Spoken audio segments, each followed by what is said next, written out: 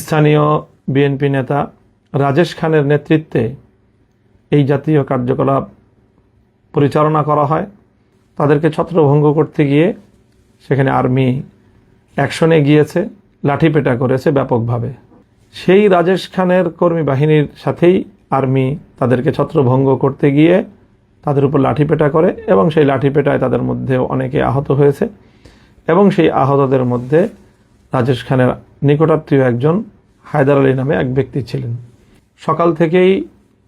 আমাদের 11 দলীয় নির্বাচনের প্রতীক রিকশা মার্কার যেই সকল পোলিং এজেন্ট এবং তাদের যেই সকল স্বেচ্ছাসেবক এবং কর্মীবৃন্দ ছিল তাদেরকে অনেক জায়গায় ভয়ভীতি প্রদর্শন করা হয়েছে, হুমকি ধমকি প্রদান করা হয়েছে এবং আমরা সকাল থেকেই অব্যাহতভাবে গণমাধ্যমে এই ঘটনার প্রতিবাদ জানিয়ে আসছিলাম। আমাদের ঢাকা 13 আসনটি 7টি ওয়ার্ড নিয়ে গঠিত এবং এই 7টি ওয়ার্ডের মধ্যে সকাল ভোর থেকেই সবচেয়ে বেশি আমাদের নেতাকর্মীদেরকে হুমকি ধমকি প্রদান করা হয়েছে এবং অশোভন আচরণ করা হয়েছে আমাদের এই 13 আসনের 34 নং ওয়ার্ডে। স্থানীয় বিএনপি নেতা রাজেশ খানের নেতৃত্বে এই জাতীয় কার্যকলাপ পরিচালনা করা হয়। আমাদের কেন্দ্রের বাইরে বুথগুলোতে আমাদের যে সকল নেতাকর্মীরা ভোটারদেরকে রিসিপশনের জন্য, তাদেরকে ভোটার স্লিপ প্রদান করার জন্য, ভোটারদেরকে এগিয়ে আনার জন্য যে সকল কার্যক্রম পরিচালিত হচ্ছিল, প্রতিটি সেন্টারে সেন্টারে, প্রতিটি কেন্দ্রে কেন্দ্রে এবং প্রতিটি আমাদের যে বুথ ছিল সবগুলোতে গিয়ে রাজেশ খান এবং তার সন্ত্রাসী বাহিনী ব্যাপকভাবে সন্ত্রাসী কার্যকলাপ পরিচালনা করেছে, হুমকি ধমকি প্রদান করেছে এবং তাদের অনেককে সেখান থেকে চলে যাওয়ার জন্য প্রাণনাশেরও হুমকি পর্যন্ত দিয়েছে এই রাজেশ খান। এই কথাগুলো আজ আমি ইলেকশনের অনেক দিন পরে এসে বলছি তা নয়। আমি 12 তারিখ সকাল 10টার মধ্যেই এই কথাগুলো আমি গণমাধ্যমে বলেছি এবং রাজেশ খানের নাম নিয়েই আমি আমার এই অভিযোগের কথাগুলো সেখানে ব্যক্ত করেছি। পাঞ্জাবের জগতে একটি বিশ্বস্ত নাম শাবাব এথনিক ওয়্যার। তবে সেখানে আমাদের পক্ষ থেকে কোনো প্রতিরোধ অথবা পাল্টা কোনো তাদের উপরে কোনো হামলা অথবা কোনো ভয়ভীতি প্রদর্শনের ঘটনা ঘটেনি। আমাদের নিরীহ লোকজন তাদের ভয়ভীতি যতটুকু উপেক্ষা করে সম্ভব হয়েছে কার্যক্রম পরিচালনা করেছে। তবে দিন গড়ানোর সাথে সাথে সেখানে তাদের শোডাউন এবং কেন্দ্রের সামনে তাদের শক্তি প্রদর্শনের মাত্রা বৃদ্ধি পেতে থাকলে একসময় আইনশৃঙ্খলা রক্ষাকারী বাহিনী সেখানে পদক্ষেপ গ্রহণ করে, বিশেষ করে আর্মি গিয়ে সেখানে সেই বিএনপির এবং ধানের শীষের প্রতীকের যারা কর্মী ছিল এবং সাধারণ মানুষদেরকে যারা ভীতি প্রদর্শন করছিল এবং ভোটের শান্তিপ্রিয় পরিবেশকে যারা বিঘ্ন ঘটাচ্ছিল তাদেরকে বারবার ছত্রভঙ্গ করে দিয়েছে আইনশৃঙ্খলা রক্ষাকারী বাহিনী এবং বিশেষ করে আর্মি। এবং সেখানে তাদেরকে ছত্রভঙ্গ করতে গিয়ে সেখানে আর্মি অ্যাকশনে গিয়েছে, লাঠিপেটা করেছে ব্যাপকভাবে এবং সেই লাঠিপেটায় সারাদিন বিভিন্ন কেন্দ্রে বিএনপির অনেক নেতাকর্মী, ধানের শীষের অনেক নেতাকর্মী তারা আঘাতপ্রাপ্ত হয়েছে। ক্ষেত্র বিশেষে তাদের সাথে সাথে আমাদেরও অল্প কিছু লোক আর্মির সেই প্রহারের শিকার হয়েছে এবং তারাও আহত হয়েছে এবং সেই আহতদেরকে আমি 12 তারিখ রাতেই তাদের শয্যাপাশে গিয়েছি এবং তাদের চিকিৎসার ব্যবস্থা আমি গ্রহণ করেছি। আর্মির এই আক্রমণ এবং তাদের ছত্রভঙ্গ করা, শান্তি শৃঙ্খলা রক্ষার এক পর্যায়ে ওখানে আমাদের লোকজনও যেরকম কিছু আহত হয়েছে আর প্রায় 90% জন বা তার চেয়েও বেশি সেখানে আক্রান্ত হয়েছে ধানের শীষের নেতাকর্মীরা। কারণ তারাই সকাল থেকে ভোট কেন্দ্র দখল করার এবং ভোটের পরিবেশ নষ্ট করার, ভয়ভীতি প্রদর্শন করার এই সকল সন্ত্রাসী কার্যকলাপগুলো পরিচালনা করছিল এবং এতে সবচেয়ে বেশি ভূমিকা ছিল রাজেশ খানের। সেই রাজেশ খানের কর্মী বাহিনীর সাথেই আর্মি তাদেরকে ছত্রভঙ্গ করতে গিয়ে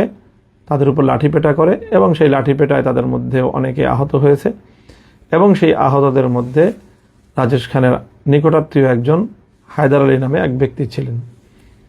সেটা আমরা আগে জানতে পারিনি, তাদের পরিচয় শনাক্ত করা যায়নি। আজকে ধানের শীষের প্রার্থী হয়তো আগাম তারা অনুভব করেছিল যে হায়দার আলীর তার অবস্থা শোচনীয়,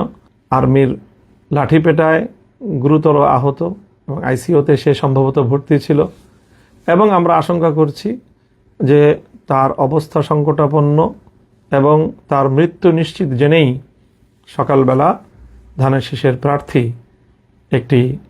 এখানে সিন ক্রিয়েট করেছে এবং আমাদেরকে বা আমাদের উপর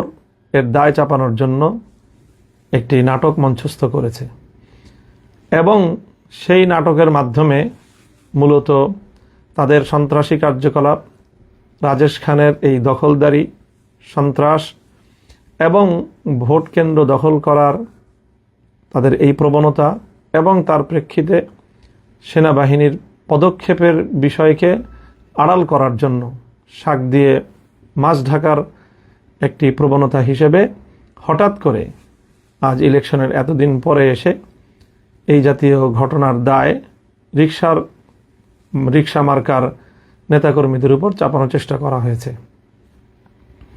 আমি মনে করি এটি একটি দূরভিসন্ধি এবং ষড়যন্ত্রমূলক ঘটনা। কিছুক্ষণ পূর্বে আমরা দেখেছি সামাজিক যোগাযোগ মাধ্যমে রাজেশ খানের এবং তার সহকর্মীদের মাধ্যমে তারা যেই সংবাদ প্রচার করেছে সেখানে ওই হায়দার আলীর নিহত হওয়ার সংবাদ প্রচারিত হয়েছে এবং আবারও তারা ওই শাক দিয়ে মাছ ঢাকার মতো মিথ্যাচার করে আর্মির হামলায় আহত হয়ে এবং শেষে নিহত ব্যক্তির এই ঘটনাকে তাদের সন্ত্রাসী কার্যকলাপ, রাজেশ খান তার নিজের অপরাধকে ঢাকা দেওয়ার জন্য সে আমাদের উপর এর দায় চাপানোর অপচেষ্টা চালিয়েছে। আমরা এই অপচেষ্টার তীব্র নিন্দা জানাই এবং সেখানে স্বাভাবিকভাবেই সিসিটিভি ফুটেজ থাকার কথা প্রতিটি কেন্দ্রকে সামনে রেখে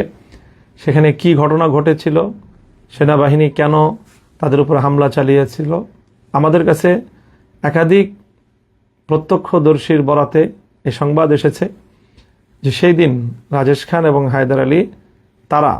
আর্মিকে চ্যালেঞ্জ করেছিল এবং আর্মিকে তারা সেখান থেকে হুমকি ধমকি দিয়ে আর্মির সাথেও অসদাচরণ করার প্রেক্ষিতে আর্মি তাদের উপরে চড়াও হয় এবং তারা আর্মির দ্বারা লাঠিপেটার শিকার হয় এবং সেই ঘটনারই প্রেক্ষিতে এই মর্মান্তিক বিয়োগান্তক ঘটনাটি ঘটে যায়। কোনো মানুষের প্রাণহানি এটি অবশ্যই আমাদের সকলের কাছে অত্যন্ত মর্মান্তিক একটি বিষয়, দুঃখজনক একটি বিষয়। আমরা এই নিহত ব্যক্তির হায়দার আলীর মৃত্যুতে গভীর শোক প্রকাশ করছি এবং এই ঘটনার যথাযথ সুষ্ঠু তদন্ত সাপেক্ষে যারা তাদেরকে নিয়ে এই সন্ত্রাসী কার্যকলাপ করেছিল, ভোট কেন্দ্র দখল করার পায়তারা চালিয়েছিল, মহড়া দিয়ে ভীতি সৃষ্টি করার এবং আতঙ্ক সৃষ্টি করার অপতৎপরতা চালিয়েছিল, তাদের বিরুদ্ধে যথাযথ তদন্তের মাধ্যমে প্রকৃত ঘটনা উদ্ঘাটন করার দাবি জানাই এবং সেই সাথে কেন এইভাবে আঘাত করা লাগলো বা হলো এর সাথে দায়ী কারা, সিসিটিভি ফুটেজের যথাযথ উদ্ঘাটনের মাধ্যমে এই ঘটনা যেন জাতির সামনে স্পষ্ট করা হয়। এখানে একদিকে আমরা তাদের বিরুদ্ধে ইতিমধ্যে ইলেকশন ইঞ্জিনিয়ারিংয়ের অসংখ্য তথ্য প্রমাণ আমাদের কাছে বিদ্যমান থাকার প্রেক্ষিতে বিষয়টি নিয়ে আমরা যেমনিভাবে নির্বাচন কমিশনের কাছে আমাদের অভিযোগ দায়ের করেছি, সে একই সাথে আমরা এই বিষয়গুলো নিয়ে আমাদের আইনানুগ যাবতীয় পদক্ষেপ গ্রহণ করার আমরা পর্যায়ক্রমিক পদক্ষেপের মধ্যে রয়েছি, প্রক্রিয়ার মধ্যে রয়েছি। সেটিকে যেন ভিন্ন খাতে কেউ প্রবাহিত করতে না পারে, বাধাগ্রস্ত করতে না পারে,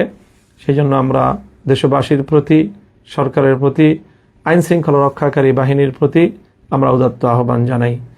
এবং দেশের সকল জনগণকে আমরা এই ব্যাপারে সোচ্চার এবং যেভাবে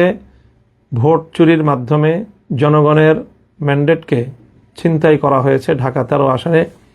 এর বিরুদ্ধে সারা দেশের জনগণকে সোচ্চার এবং তাদের প্রতিবাদ অব্যাহত রাখার আহ্বান জানাই। এবং একই সাথে এভাবে ভোট কেন্দ্র দখলের অপতৎপরতার সাথে জড়িত রাজেশ খান সহ 34 নং ওয়ার্ডের ধানের শীষের যারা তৎপরতা পরিচালনা করেছে, তাদের এই সকল অপতৎপরতাকে আইনের আওতায় আনার জন্য আমরা প্রশাসনের নিকট জোর দাবি জানাচ্ছি। আমরা চাই যেভাবেই হোক, যে প্রক্রিয়ার মাধ্যমেই হোক, একটি সরকার প্রতিষ্ঠিত হয়েছে। দেশ দীর্ঘ সংগ্রামের মধ্য দিয়ে একটি নির্বাচন পরবর্তী বাংলাদেশে একটি নতুন সরকার ক্ষমতাসীন হয়েছে। আমরা এই সরকার যথাযথভাবে কার্যক্রম পরিচালনা করুক, সেটা আমরা চাই। কোনোভাবেই শান্তিপূর্ণ পরিস্থিতিকে ঘোলাটে করার কোনো অপচেষ্টা, সাধারণ শান্তিপ্রিয় পরিবেশকে উত্তপ্ত করার মতো কোনো কর্মকাণ্ড যেন কেউ পরিচালনা করতে না পারে, সেজন্য আমরা সরকার এবং সংশ্লিষ্ট কর্তৃপক্ষকে সেই বিষয়ে সোচ্চার এবং সজাগ থাকার উদাত্ত আহ্বান জানাচ্ছি।